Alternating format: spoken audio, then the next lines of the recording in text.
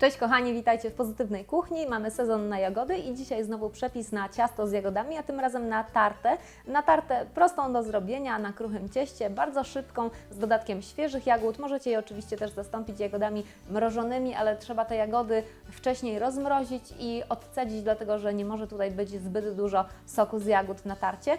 I oczywiście też jeśli macie, to możecie zamiast jagód dodać borówkę amerykańską. Dajcie znać, czy taka tarta Wam smakuje, a może jakieś jeszcze inne dodatki byście do niej zasugerowali.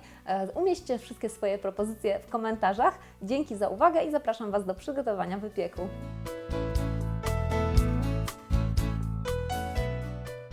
Zaczynam od utarcia na tarce o grubych oczkach zmrożonego wcześniej przez około 1 godzinę w zamrażalniku masła. Bardzo delikatnie mieszam je z mąką, następnie dodaję pozostałe składniki i szybko zagniatam ciasto. Konsystencję ciasta można regulować, dodając mniej lub więcej śmietany. Ciasto można aromatyzować np. cukrem waniliowym albo waniliowym ekstraktem lub skórką startą z cytryny. Zagniecione na około pół godziny wstawiam do lodówki, a następnie schłodzonym ciastem wylepiam formę do pieczenia tarty, wcześniej wysmarowaną masłem. Żeby ciasto wypiekło się równo, trzeba je bardzo dokładnie podziurkować widelcem.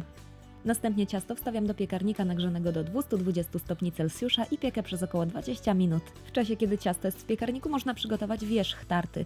Połowę jagód, cukier i śmietankę delikatnie podgrzewam na patelni i mieszam tak, żeby się połączyły, a następnie bardzo krótko zagotowuję. Następnie masę odstawiam do przestudzenia, a potem mieszam z pozostałymi świeżymi jagodami. Kiedy ciasto na tartę przestygnie, można posmarować je mascarpone. I na koniec na mascarpone układam owocową masę, dekoruję całość np. listkami świeżej mięty i tarta z jagodami jest gotowa. Dzięki Wam za uwagę, życzę smacznego i zapraszam po więcej przepisów na pozytywnakuchnia.pl.